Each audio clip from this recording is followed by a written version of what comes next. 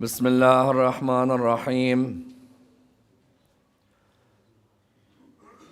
الحمد لله رب العالمين والصلاة والسلام على سيدنا وعظيمنا وحبيب قلوبنا وشفيع نفوسنا أبي القاسم محمد اللهم صل وعلى أهل بيته الطيبين الطاهرين وأصحابه الغر الميامين. الحمد لله الذي جعلنا من المتمسكين بولاية سيدي ومولاي علي بن أبي طالب.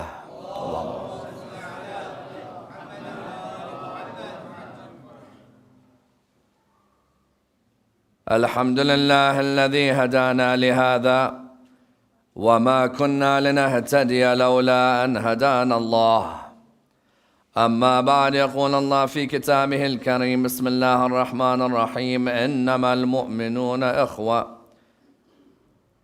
فأصلحوا بين أخويكم واتقوا الله لعلكم ترحمون. The first of our salawat in honor of Rasulullah Muhammad sallallahu alayhi wa alihi wa sallam.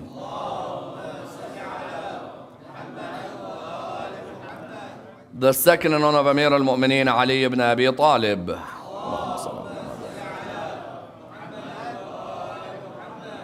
The third with your loudest voices in honor of the Imam of our time, Imam Sahib al-Asr wal-Zaman.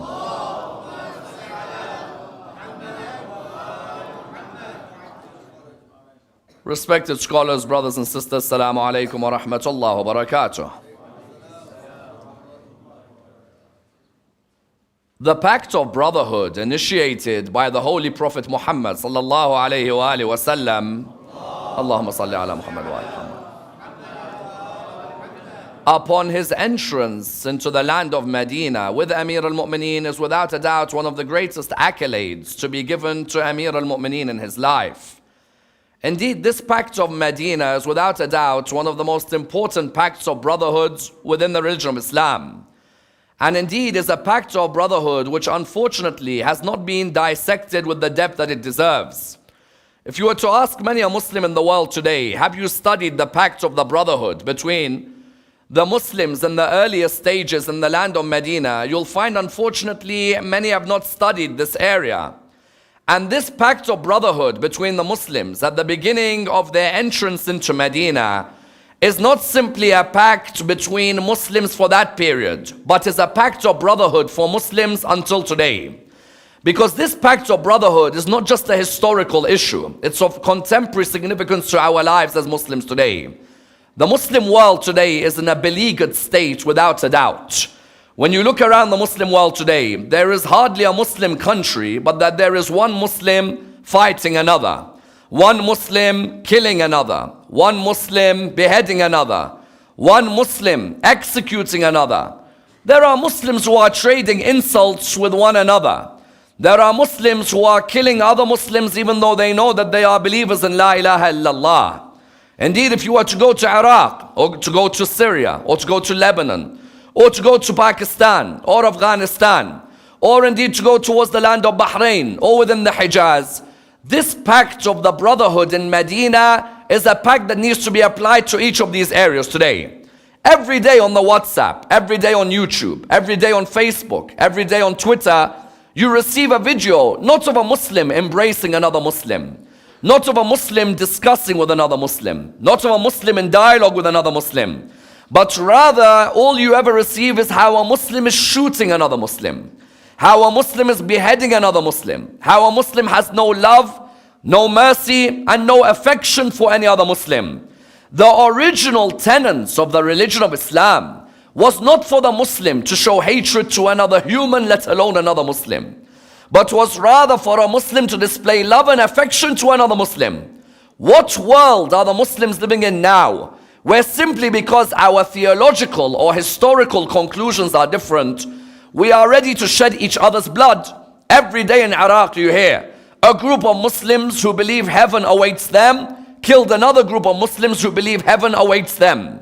The arrogance that the Muslim world is displaying at the moment is an arrogance far from the pact of brotherhood in Medina. When the Holy Prophet entered Medina, he knew that unless he made a pact of brotherhood, then what would happen? What would happen would be that the egos of the Muslims would attack each other. He knew that when he entered Medina, there were certain individuals who had entered Medina with him, who were individuals of high repute in Mecca, but nobody knew them in Medina. Sometimes when you have a high reputation in one community and you enter another community, because of your insecurity, you start acting with arrogance. Why? The arrogant is always someone who is insecure. Rasulullah knew that some of his companions who had come with him to Medina, he knew that some of them, because they had left their homes, maybe there was a chance that may affect the way they looked at their fellow Muslim brethren in Medina. He had taken with him notable figures to Medina, as in by the time he had finished his 13 years in Mecca, from the age of 40 until the age of 53, I would say that maybe 50 to 100 companions traveled with him to Medina. That's it, not more than that. The Muhajirun from Mecca, maximum you're lucky if you're getting 60, 70 of them. But of them, there were notable figures. The likes of Talha, the likes of Abdul Rahman bin Auf, Umar ibn al-Khattab. These were famous figures in Mecca. When they've now come to Medina, the Prophet knew that now that we're building a new community in Medina, we're going to establish the bonds of respect between the Muslims. You look at the Muslims today, the bonds of respect have gone. Now it's become a case of my way or the highway.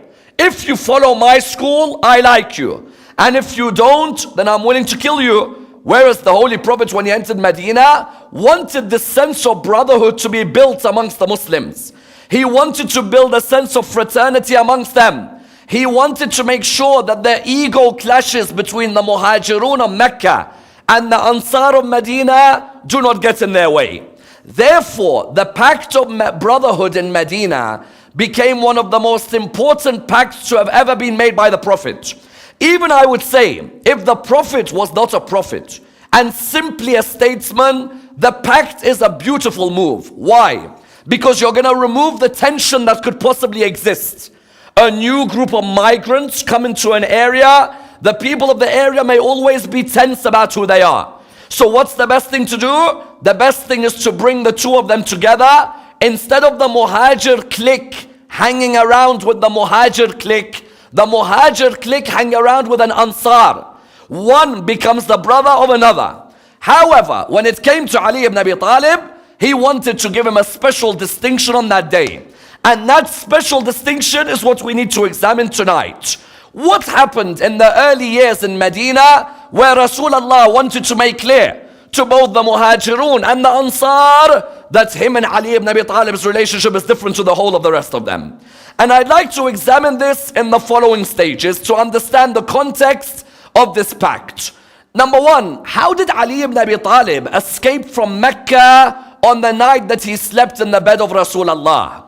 Number two, what responsibilities did Rasulullah give him while he had to stay in Mecca?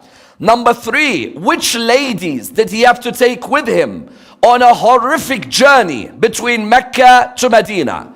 Number four, why didn't the Prophet leave Masjid Quba? Why did he stay at Quba? And what's the importance of that mosque in the religion of Islam?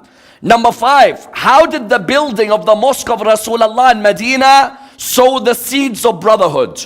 Number six, what was the relationship between the Muhajirun and the Ansar? And who did the Prophet partner between the Muhajirun and the Ansar? And what distinction did Imam get on that day? And number seven, how were the Ahlul Bayt treated in Medina in those early years? And how were they welcomed to Medina 50 years later? Let's examine this in order that we understand the context of this important issue in the life of Amir al-Mu'mineen. Many times people ask the question, Imam Ali slept in the bed of Rasulullah. We understand. It was a dangerous night. We understand. How did he get to Medina? Because if you've slept in the bed of Rasulullah that night, when you've slept in the bed of Rasulullah that night, the Meccans know that you're still alive. They now know that the Prophet Muhammad has left. So how did Ali ibn Abi Talib get to Medina is a question many people ask. You see, when they realized that the Prophet Muhammad was not sleeping in the bed that night, what they decided was to do two things.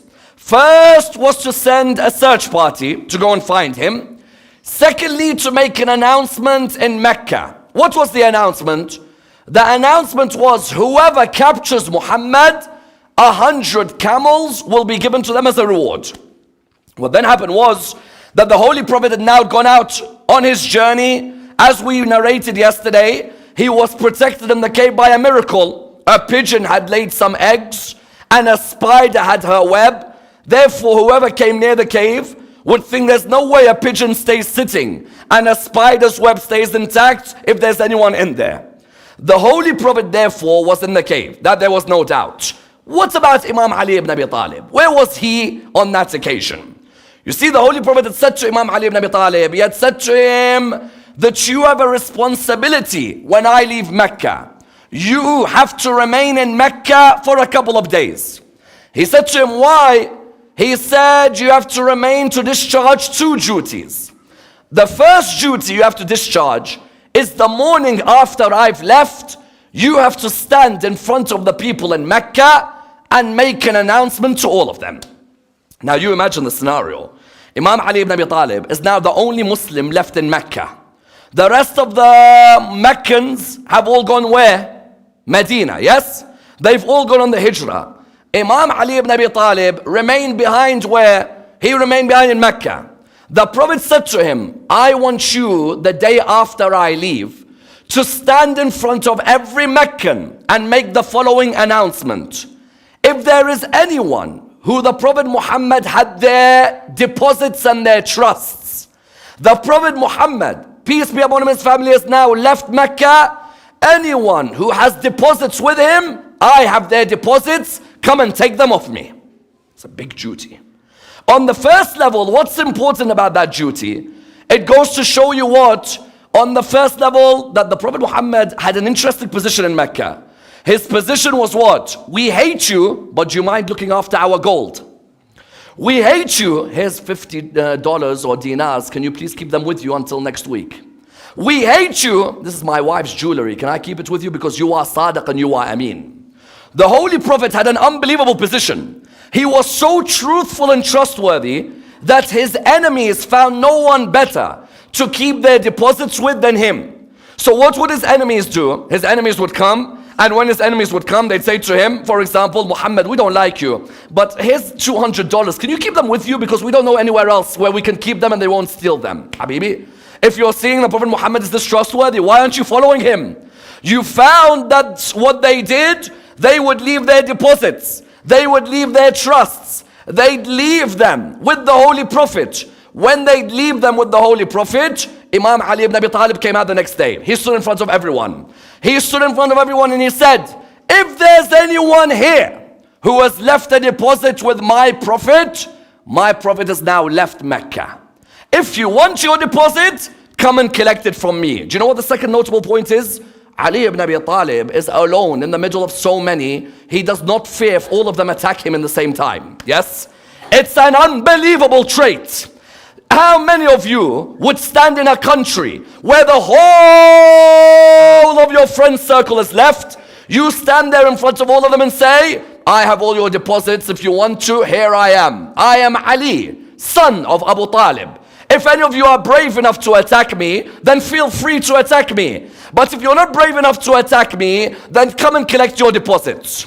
One group of them looked at him. They thought, listen, if a 23-year-old can stand in the middle of Mecca and say, here I am, he's not the type of guy you want to mess about with. Correct or no? That's number one. But number two, it also showed what? There was a group of Arabs. The Arab are a cunning group of people, no doubt. The Arabs, what do they think? Some of them thought, hold on. Ali ibn Abi Talib has got deposits. It must mean he has gold. It must mean he has jewelry. Why don't we come up to him and just say to him, listen, Muhammad left us some gold, so now we've come to collect it. He's not going to know if Muhammad truly left it or not. Look who they're messing about with, yes? They came. Who came? The first to think of this idea was Hanzala, the son of Abu Sufyan. Hanzala, son of Abu Sufyan, came to Umar bin Wa'il. He said to him, Umar, he said what? He said, did you hear the news? He said what? He said, Ali ibn Abi Talib just stood up in front of every Meccan, even Abu Lahab, even Abu Jahl, even Utbah bin Rabi'ah. He stood up in front of all of them and he said, the Prophet Muhammad's left Mecca. He said, yes, I heard. Apparently he went in the middle of the night. He said, yes, he left Mecca. He said, but you know what's better than that? He said, what? He said, Ali ibn Abi Talib has all the jewelry and the gold that we used to deposit with Muhammad. He said, did you ever deposit anything with him? He said, no. He said, so what do you mean we used to all deposit? He said, let's make up that we left some gold with him. And so we'll go to Ali ibn Abi Talib and we'll say, listen, there's about 500 grams of gold that belongs to us. So can you give it to us? Because Muhammad's not here. So you give it to us on the basis of our word. He said to him, Ali ibn Abi Talib will never fall for that. He said, don't worry, Ali ibn Abi Talib is alone now. There's no one with him. Muhammad's not there to say that we're lying. Let's go to Ali ibn Abi Talib and we tell him. He said, so what, we both go? He said, no, you go. He said, I thought we both go. He said, no, you go. Umar said, you know what, I don't want to mess with Ali ibn Abi Talib in this way. Hanzala looked at him, he said to him, listen, you know Hind, the wife of Abu Sufyan? He said, yes. He said, I'll give you my mother's necklace if you come back with the gold that you get from Ali. He said, you'll give me your mom's necklace? He said, yes. He said, very well, I'll go to Ali ibn Abi Talib, but how do I present it to him? He said, go and say to him that you have witnesses, and that these witnesses all saw Muhammad take gold from you. Ali ibn Abi Talib will not discount your witnesses. If you have witnesses for the issue, Ali ibn Abi Talib will give you the gold straight away. Umar bin Wa'il said, you know what, that's a good idea. Watch, I'll go to Ali ibn Abi Talib now. Imam Ali ibn Abi Talib, Rasulullah had left. Imam Ali ibn Abi Talib stayed behind. He was waiting, people were coming, excuse me. Rasulullah, Muhammad had kept some of our money. He said, who are your witnesses? They say their names and he said, here's the money. Well, how can I help you? He said, we used to leave a ring with Muhammad. We don't like the man at all, but he was trustworthy. So can we have our ring back? Who's your witnesses? He says, this is the witnesses. He says, here's the ring back. Sometimes in life, you have to be above petty battles. Yes? Haqq is haqq. In family disputes, in community disputes, don't side with someone because he's your best friend. Side where haqq belongs. Ali ibn Abi Talib could turn around and say, you hurt my prophet, I will not give you anything. No. There's a day of judgment, I'm going to be made accountable for haqq and batil. Correct or no? So what happened was, Umar came. Ali said, yes, Umar. He said, there's something that Muhammad, we gave him, and we want it back. He said, Umar, you gave something to the Prophet Muhammad? He said, yes, me and Hanzala, son of Abu Sufyan. He said, oh, you too? He said, yes. He said, what did you give? He said, we gave 500 grams of gold. We want it back, please. He said, do you have witnesses? He said, yes. He said, who? He said, Abu Jahl, Abu Sufyan, Akrama. MashaAllah, the best witnesses you can ever have for this event, yes? He looked at him, he said, so you have witnesses? He said, yes. He said, these are your witnesses? He said, yes, all of them are ready to vouch for me. He said, okay, can I go and speak to them? Umar looked, he's like, yes, you can. He said, but I told you their names, why do you need to speak to them? He said, no, let me speak to them. He went up to them, he asked Abu Lahab, he said, uncle, he said, yes. He said, can I ask you something? He said, yes. He said, Umar bin Wa'il, did you ever see him take gold to my uncle, to my cousin, the Prophet? Abu Lahab said, never in my life. Okay. He went to Abu Sufyan. He said, Abu Sufyan, did you ever see Umar bin Wa'il give gold? He said, yes, I did. He said, when? He said, in the morning one day. He went to Abu Jahl. He said, did you ever see? He said, yes. When? He said, Maghrib. MashaAllah. Yes. One says never, the other says the morning, the other says Maghrib. Until eventually Ali ibn Abi Talib came to him, Hanzala put his hand up, or Umar put his hand up, he said, listen, I didn't give any gold to Muhammad. I wanted Hind's necklace. Hanzala, son of Abu Sufyan, told me to come to you. Therefore, Ali ibn Abi Talib's first role was what? His first role was to deposit everything and to give the trust back. That Rasulullah felt nobody of his Sahaba was strong enough not just to sleep in his bed, but to give the amanas back to the people. Yes? Because later on when people come and tell me Ali ibn Abi Talib is too young to become Khalifa. He wasn't too young at 23, was he? There were others who were older than him, but Rasulullah felt that he was the best to look after his deposits, to sleep on the bed. What was his third duty while Rasulullah had gone to Medina? his third duty was to bring the Fawatim to Medina. The Fatima is the singular, correct? One. Fawatim means a group of Fatimas, yes? Ali ibn Abi Talib remained behind as the only Muslim to have remained behind in Mecca. The rest have all gone, but 3 women remained behind with him. Rasulullah said, I want you to bring these women from Mecca to Medina. 3 Fatimas. Which ones? The first of them, Fatima bint Asad, his mother. Yes? She was the first of them, which he took with him. The second of them was whom? Was Fatima, daughter of Hamza bin Abd al-Muttalib, his cousin. Yes? Some narrations I've read say Fatima, daughter of Zubair, his uncle. But Fatima, daughter of Hamza, son of Abd al-Muttalib. The third Fatima, Fatima al-Zahra, salawatullah wa salamu alayha. Allahumma salli ala. Fatima al-Zahra had remained behind. Fatima bint Asad had remained behind, his mother, and Fatima, daughter of Hamza bin Abd al-Muttalib. Ali took them. He said, listen, the Holy Prophet has told me that I have to take all of you with me to Medina. It's not going to be an easy journey, but you have to remain patient with me, because they're going to send out a search party against us, and they're going to want to finish us on the way. Yes? Fatima al-Zahra at that young age, she was at the tender age of the time of how old? 13 years of age. Some narrations mention that the narrations, what do they mention? Sorry, at the time, they mention that she was only how old at the time? They mentioned that at the time maybe she was around 7 or 8 years of age. It was just at the beginning of that period of the Hijrah. The narrations, what do they mention? They mention that Fatima al-Zahra alayhi salam walked with him. Fatima bint Asad walked with him. Fatima, daughter of Hamza bin Abd al-Muttalib, walked with him. They went from Mecca. They traveled in the darkness of the night.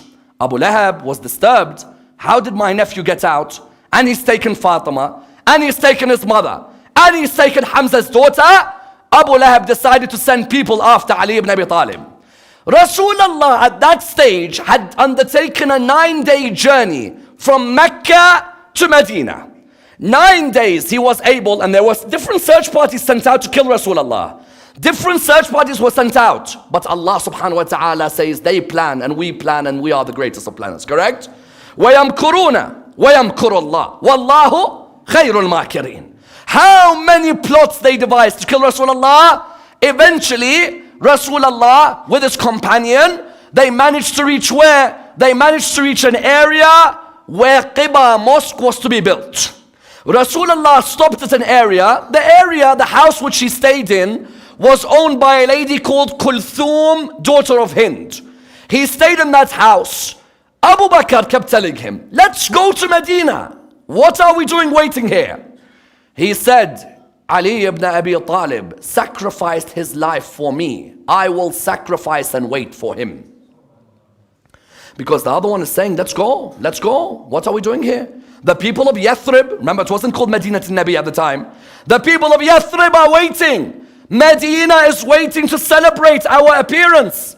Rasulullah turned around and said, I will not go. I will stay here. And if it means we build a mosque here, then we will build a mosque here. And we'll pray our qasr prayers over here because we're on a journey. We will stay here for this period. If I stay here 1 day, 2 days, 3 days, it doesn't matter. Ali ibn Abi Talib has slept in my bed. Ali ibn Abi Talib has gone and given deposits alone in the face of every Meccan. Ali ibn Abi Talib is carrying his mother and my daughter and my cousin alone with him on a journey. How dare I leave without Ali ibn Abi Talib coming? True? Because it would be something out of the character of Rasulullah. Rasulullah, his heart is the softest heart. There's no way he'll enter Medina without Ali ibn Abi Talib next to him. So he said, I'll wait here in this area. He waited. Imam Ali ibn Abi Talib left Mecca to go towards Medina. Do you know what they did? They sent soldier after soldier towards him. Darkness of the night, he's with the Fatimas. Fatima al-Zahra is next to him. At the time, of course, they were not married. Fatima, his mother, is next to him. Fatima, daughter of Hamza, is next to him. All of a sudden, a group of soldiers mounted an attack. They mounted an attack. He looked at each one of them. He said to them, none touches my mother, and none touches the daughter of Rasulullah. None touches the daughter of Rasulullah. and none touches my mother, and none touches the daughter of Hamza bin Abdul Muttalib. If you want, fight me alone. Do you know what a devastating attack they made on him?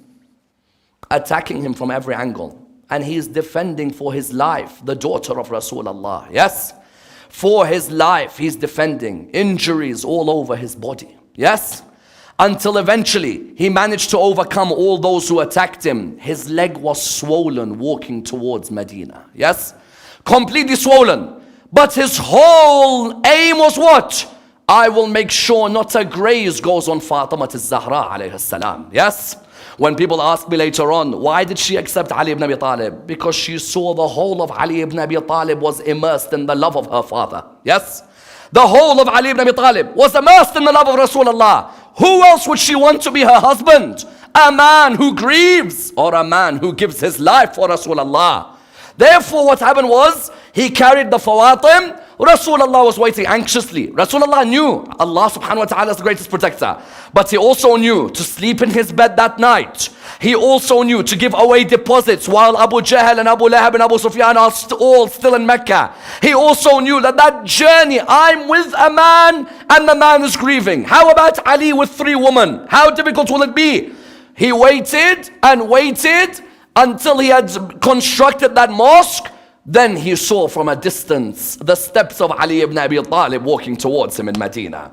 And next to him, he saw his daughter Fatima al-Zahra. Next to her, Fatima bint Asad. Next to her, whom? Next to her, Fatima, the daughter of Hamza bin Abdul Muttalib. The embrace that took place between the load of them. Yes? What's an embrace between Rasulullah and his daughter? Between Rasulullah and Ali ibn Abi Talib? And it was over there that Rasulullah decided that the mosque of Quba will be built. Those of you who've been to Hajj will know that one of the mosques we all visit while we are in Medina is the mosque of Quba. Why? Firstly, it's the first mosque to be built in Medina. Rasulullah took about 14 days to build that mosque so that the Muslims of that area were able to pray. Secondly, Rasulullah, even after building that mosque, would go and visit that mosque, and he has a famous hadith. Whoever prays 2 ruk'ah in the mosque of Quba, it's as if he has completed 1 whole umrah on the path of Allah subhanahu wa ta'ala. 2 ruk'ah in the mosque of Quba. Why? Because the mosque of Quba brought him great memories of when Ali ibn Abi Talib managed to come the whole way of that journey. Number 3, the mosque of Quba is the one mentioned in the Quran.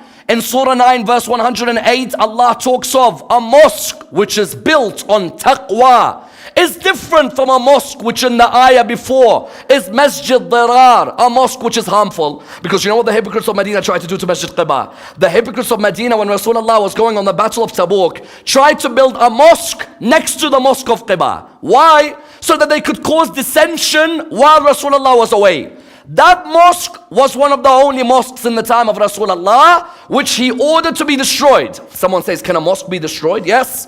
If a mosque is built not on taqwa, not on the right intention, purely for fame, purely for popularity, purely for dissension, that mosque is a mosque which is dirar to the ummah. It's harmful to the ummah. It is nothing of help to the ummah whatsoever. Therefore you found that the mosque of Quba, Allah praised it for being what? For being the first mosque in the religion of Islam. That's where Rasulullah met Ali ibn Abi Talib. When they met, from where did they go? They went into the land of Medina. When they went into the land of Medina, the whole of Medina, who had been waiting for years for Rasulullah to come, the whole of Medina welcomed Rasulullah. They welcomed Ali ibn Abi Talib. Ali ibn Abi Talib was in wounds, the whole of his body. He entered upon the land of Medina. They welcomed all the companions of Rasulullah. Rasulullah at the beginning, where did he stay in Medina? He stayed in the house of Abu Ayyub al-Ansari. Abu Ayyub al-Ansari is from Banu Najjar. Banu Najjar, Rasulullah's mother and grandfather, one side of them is Banu Najjar. Therefore, Rasulullah at the beginning stayed with Abu Ayyub al-Ansari. But then what did he do? Rasulullah decided that we have to build a mosque here in Medina. How did he build this mosque? Firstly, he waited to see, was there a plot of land which was vacant? They said to him, yes. Who does the plot of land belong to? 2 orphans. Please note this careful point. When he asked, who does it belong to? They said to him, 2 orphans. He said very clearly, What are their names? They gave him the names. When he heard their names, he said, very well, tell them how much is the cost of getting this land. One of the people turned around to him and said, Ya Rasulullah, we can get it of them for you easily, do not worry. Yes? Rasulullah said, what are you trying to say? Because the amount of people who steal money from orphans in the Muslim world is phenomenal. Do you know how many people, when they know a rich father has died, they exploit their children in a way you will not believe? Yes? And those people, may you not see what awaits them on the day of judgment. Because in the Quran, the number of verses where Allah says, those who eat the wealth of the orphan will eat the fire of hell on the day of judgment. And it's not like me to quote the fire of hell in my lectures, yes? But there's only one ayah where it's clear. They will eat and drink the fire of hell are those who eat and devour the wealth of the orphans. Because in our Muslim communities today, every year you hear a story. This family devoured the wealth of the orphan. This family devoured the wealth of the orphan. Habibi, an orphan is someone Allah looks down with his rahmah.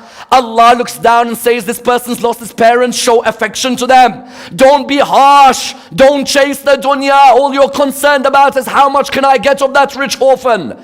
Rasulullah looked. He said, what price do they want? They said, don't worry, Rasulullah, we'll push it through. You know what we say? 1 minute we say bakshish, the other puts the envelope under the table. And before you know it, the orphan doesn't know what's happened. Rasulullah said, no, I will pay for both those orphans whatever amount of money they want. This mosque will not be built on bribery. This mosque will not be built on hypocrisy. This mosque will be built on purity. Otherwise, there will be no barakah in Masjid al-Nabawi, correct? He paid those orphans. When he paid them, Masjid al-Nabawi took 7 months to be completed. Rasulullah made rooms in Masjid al-Nabawi. One side of Masjid al-Nabawi were rooms for himself, later for Ali and Fatima, later for Al-Bayt al-Rasul. The other side of Masjid al-Nabawi, he made for the poorest of the companions. What we would call Ashab al-Suffa. You know, the likes of Abu Huraira and so on. Abu Huraira was one of the poorer companions. Later on, they would have rooms on one side of Masjid al-Nabawi. Rasulullah and his family would have rooms on the other. Until Allah ordered him, all of the rooms which enter Masjid al-Nabawi, their doors have to be locked, except the door of Ali ibn Abi Talib. That's it. Imam Ali ibn Abi Talib is the only man who, when Masjid al-Nabawi was built, had a room and that the door could open into the courtyard of Masjid al-Nabawi. Every other companion who had a room, their doors were to be locked. None could enter. None could enter Masjid al-Nabawi on that state except Amir al-Mu'mineen. Rasulullah made it clear that Ali has that distinction until he made clear what was the final distinction in Amir al-Mu'mineen. What was it? When he made the Pact of Brotherhood. Some say, why did he make the Pact of Brotherhood? Because he realized that these Meccans who have come, these Meccans have come from a time they were wealthy. Listen, Mus'ab bin Umair is wealthier than this whole community put together. Mus'ab bin Umair was so wealthy in Mecca, his mother used to say to him, what perfume do you want? He'd say, Mom, I don't really need a perfume. She sends the servant to Yemen on a 20-day trip to bring one perfume back for Mus'ab bin Umair. Mus'ab bin Umair's mom used to say to him, do you want any halwa? Yes? He says, Mom, I'm okay. He said, no, don't worry, servant, go to Yemen. That's a 21-day journey, you want me to go? Yes, go and bring some halwa for Mus'ab and come back. Mus'ab bin Umair, how spoiled and wealthy he was. Now he's come to Medina, he left everything. He doesn't have a single penny in Medina. Bilal al-Habashi was a black African. He's now coming to Medina, which was pure Arab. If ever you want to see Arab.com, yes? You have to go to Medina. Arabs of the Arabs, the Aus and the Khazraj and the pure Arab tribe. This Bilal comes to Medina, these guys are looking, thinking, what's this African doing over here? It's like, we've seen Arabs, we might have seen the odd Persian guy, but what's this African? Rasulullah knew, I'm bringing one who was rich, now he has nothing. One who was colored, now he has nothing. I'm now also bringing certain personalities who may have a little bit of an ego about them, but they've sacrificed. So Rasulullah realized, unless I stand and make a brotherhood pact between them, there's going to be tension between them. And that's a message for all of us in our community. That the leader of the community has to find opportunities to bring brothers together who may not necessarily be best friends. To try and remove any tension that may exist. Because a good leader stands beside his men, not above his men. Yes? Rasulullah understood this, so he gathered all of his Sahaba together and he said to them, all of the Muhajirun come. These Muhajirun came. And you know these Muhajirun, you know how difficult it was in Medina in the early days for them? The Medinian, he's already got a house, he's already got a horse, he's already got a job. The Meccans now come to Medina, he's got no house, no horse, no job, no clothing. So Rasulullah realized that I have to make sure that I make all of them feel equal with one another. Do you know Ali ibn Abi Talib's first job in Medina, what it was? He used to go and collect buckets of water. His payment was 16 dates a day. You think when you proposed to Fatima Zahra, you think he proposed because he was wealthy? You think he had so much money, that's why he proposed for Fatima? Marriages aren't made because you have great money to show the girl. Marriages are made when the sincerity is there when you approach the girl. Ali ibn Abi Talib's first job in Medina as a Meccan was what? His first job, he collects buckets of water the whole day. He gets paid 16 dates a day. Rasulullah knew these Meccans have left great land, but they've emigrated for the sake of Islam. So he brought all of them together. He said, today, O Muhajirun, and today, O Ansar, your women and men can marry from each other. The black and the white can marry from each other. There is no discrepancies and no differences between any of you anymore. All of you are to show ties of affection to one another.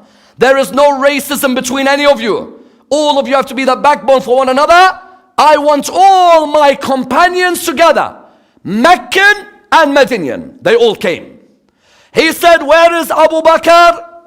They brought him. He said, where is Kharija bin Zuhair al-Khazraji? They brought him. He said, you two embrace each other, for now you are brothers, Muhajir and Ansar. Yes? Where is Umar ibn al-Khattab? They brought him. Where is Aitan ibn Malik? They brought him. Said, embrace each other, for you are now brothers in the religion of Islam. Yes? Where is Uthman bin Affan? They brought him. Where is Al-Aws bin Thabit? They brought him. Said, embrace each other. You are now brothers in the religion of Islam. Where is Mus'ab bin Umar? They bought him. Where is Abu Ayyub al-Ansari? They bought him. Said, you are now brothers in the religion of Islam. Where is whom? Where is Abu Dhar al-Ghafari? They bought him. Where is Al-Mundhir? They bought him. They said, now you two are brothers in Islam. Do you know what Rasulullah was saying? Rasulullah was trying to say that I don't want any problem. Arab, non-Arab, Medinian, Meccan, Nairobi, Mombasa, Dar es Salaam, Najaf, Karbala, Iraq, Mashhad, Syria, Lebanon. Embrace each other.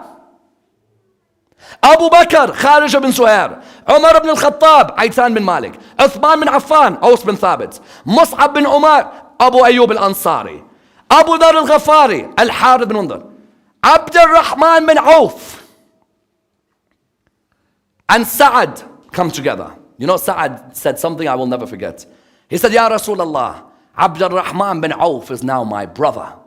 And not just my brother, everything that belongs to me belongs to him. Even if he wants my wife, he can have her. Rasulullah said, no, not that far, don't worry. We wish there were more brothers like this, by the way. That would be an unbelievable Islam. But he said at that moment, he said, Ya Rasulullah, you said we are brothers, so whatever is mine belongs to him. He said, no, not that far. You keep your wife for yourself, inshallah. Therefore you found Abu Dhar al-Ghafari, Sa'ad, Abu Dhar al-Ghafari al-Mundhir, Abd al-Rahman bin Auf. Each of these companions, Talha, Ka'b bin Malik, each of them, one Muhajir, one Ansar. One from Mecca, one from Medina. Why? Rasulullah didn't want this thing, I'm Meccan or I'm Medinian. He wanted, I am a believer in La ilaha illallah. I'm a believer in the message of Rasulullah. I'm a lover of the religion of Islam. Imam Ali ibn Abi Talib was left alone. He came to Rasulullah. He said to him, Ya Rasulullah, with all of them, you have made brothers for them. But me, Ya Rasulullah, he said to him, Ali, with all of them, I have shown them their brothers. أنت أخي في الدنيا والآخرة. You are my brother in this world and the hereafter.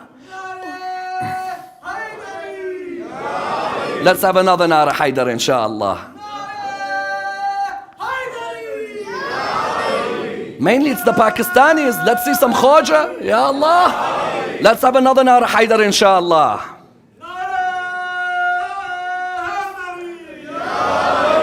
MashaAllah, MashaAllah. The Pakistani blood and love for Ahlul Bayt, and the Indian blood and love for Ahlul Bayt, and the Khaja sitting silently for some reason. I don't know what's going on. Sallu ala Muhammad wa ali Muhammad. Anta akhi fi dunya wal akhirah. You are my brother in this world and the hereafter. The rest of them are brothers with one another. As for the akhirah, I'll leave for Allah to decide.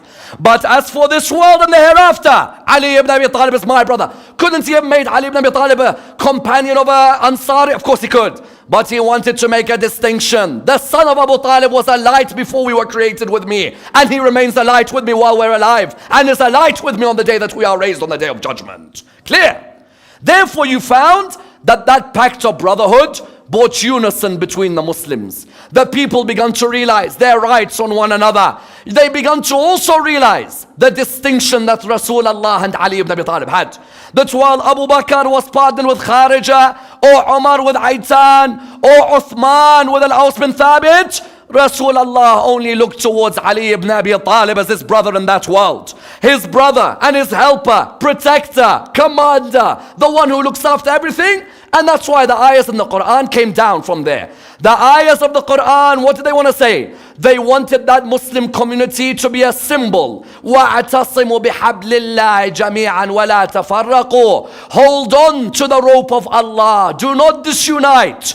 The success of that early Muslim community was what? Their unity with one another. Their unity, that they weren't backstabbing one another. They tried to support one another in unison as brothers with one another.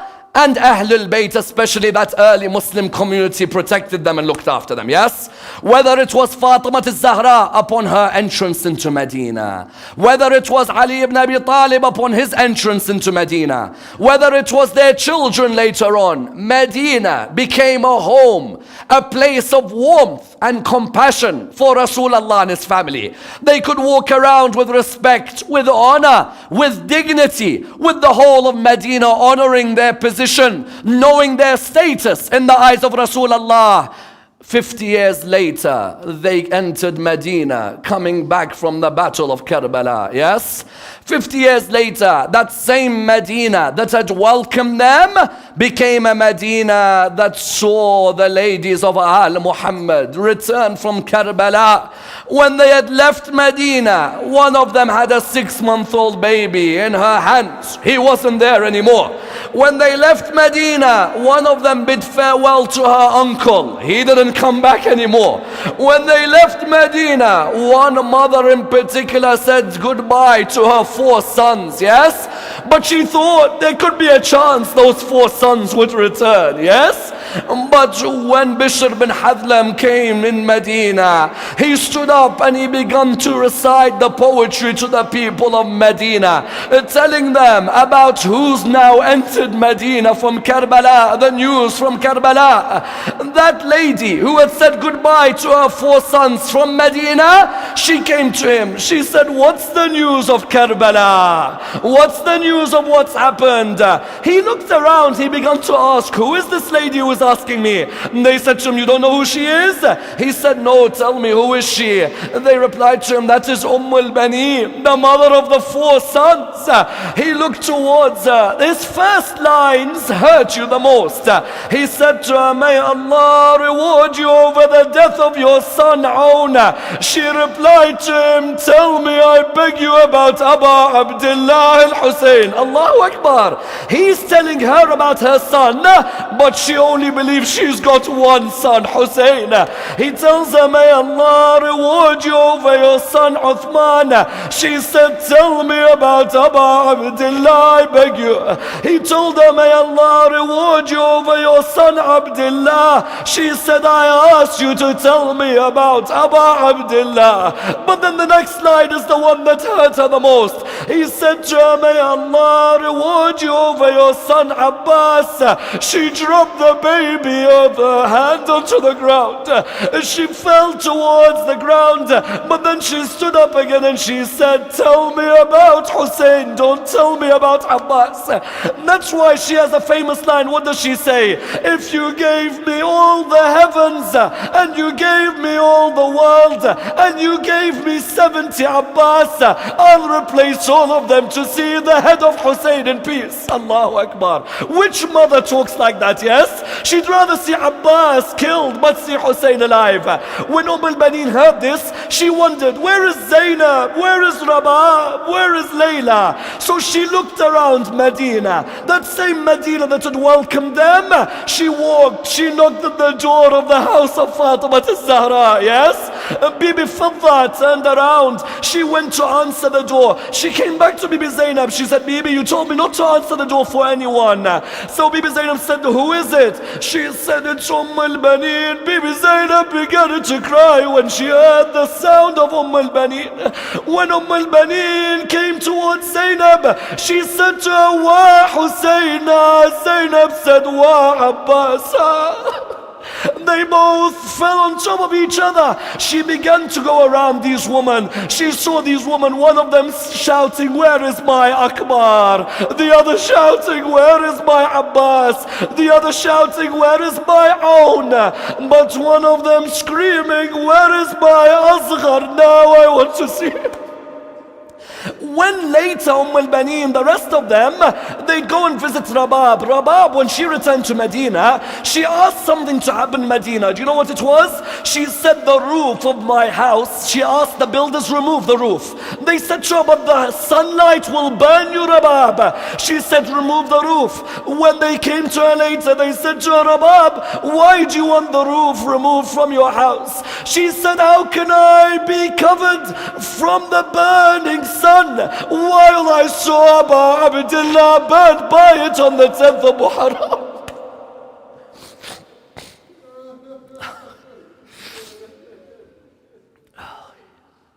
Inna lillahi wa inna ilayhi raji'un.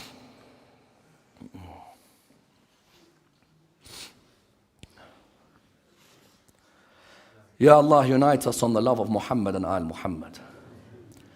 Ya Allah, allow us to honor the pact of brotherhood set by Rasulullah in Medina.